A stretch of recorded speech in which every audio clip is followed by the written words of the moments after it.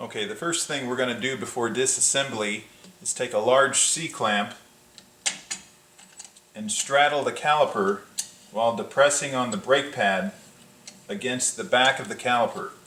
What this is going to do is push the hydraulic piston back a little bit so that we can easily remove the caliper once we undo the two fasteners. Alright, now I've turned the wheel a little bit to make access to the two fasteners that hold the caliper to the caliper mount a little bit easier. We're going to go ahead and undo these large fasteners.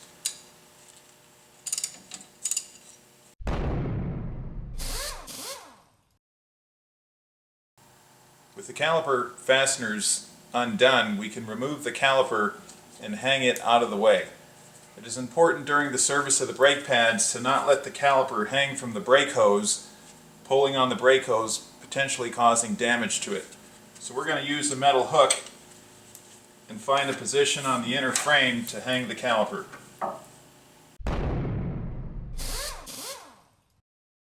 With the caliper out of the way, we can now remove the brake pads for inspection.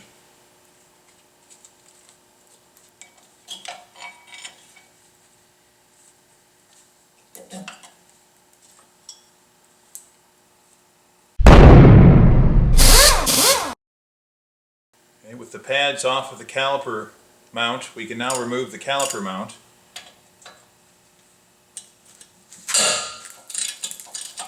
The caliper mount fasteners are usually pretty large in size and torqued to 90 or 100 foot-pounds. It's important when reinstalling the caliper mount that we use Loctite on the fastener. You can see that the factory fastener has remnants of a thread Loctite compound. With the caliper mount removed, we can inspect the brake pad slides. These will end up getting replaced with the new brake pads. You can see that they're rusted and they're dry. Reinstallation of the new pad clips will use some caliper slide grease to make sure that the pads don't bind. The other thing to look for on the caliper mount is that the caliper slides move freely. In this case, on this particular vehicle, the caliper slides are easy to move. If they were bound or seized, that could cause uneven pad wear, and we would have to take apart the caliper slides and re-lubricate them. We've removed the old abutment hardware. You can see the corrosion and the rust. We're going to replace it with some new stainless abutment hardware that came with our brake pads. The first thing I'm going to do is take a wire brush and clean up all of the rust and corrosion off of the caliper mount itself.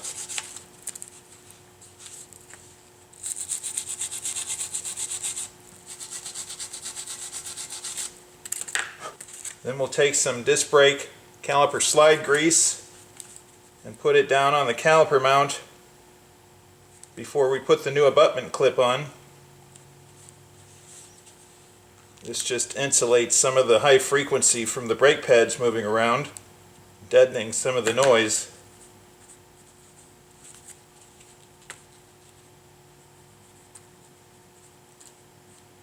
And we'll go ahead and put some grease on the abutment clip as well for the pad to ride on.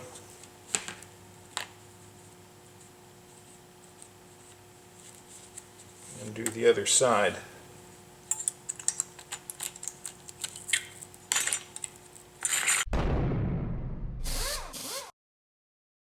Next thing we're going to do is depress the piston on the caliper. And to do that, we're going to use the original pad as something to push against. This is a twin piston caliper, and we want to make sure that we push the pistons as evenly as possible back to the bottom of the bore. To do that, I'm going to use a caliper depressing tool and the old pad until it bottoms out.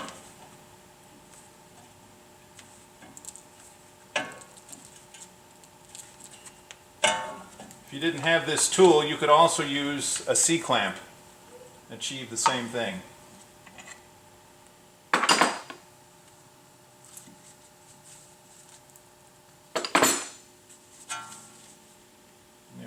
ready to reinstall.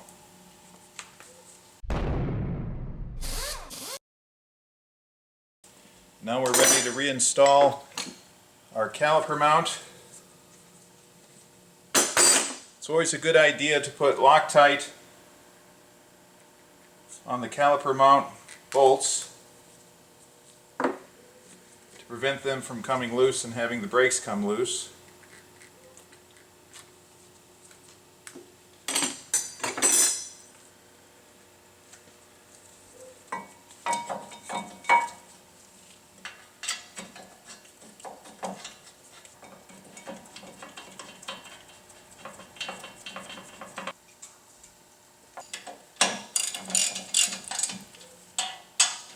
Alright, we've changed to a torque wrench so that we can torque these bolts that hold the caliper to the knuckle to 148 foot-pounds.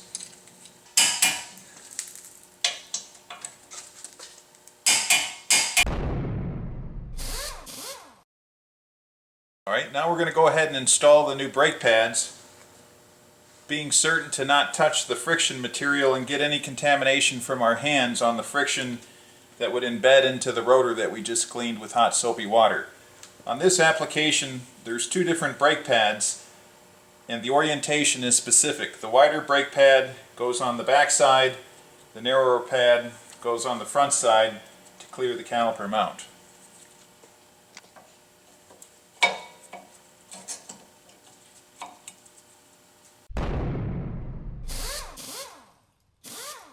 Next, we're going to reinstall the caliper onto the caliper mount, starting with applying some Loctite on the caliper to caliper mount bolts.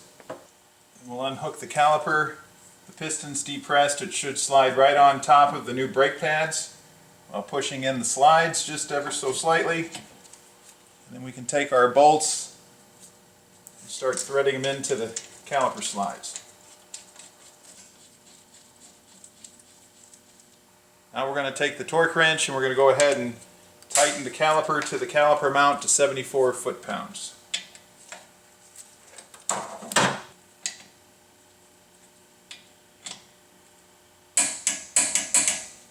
After torquing the caliper to the knuckle, we want to make sure that the caliper slides on the mount. And we're good to go. Just remove our hanger and we can reinstall the wheel and torque it to the hub.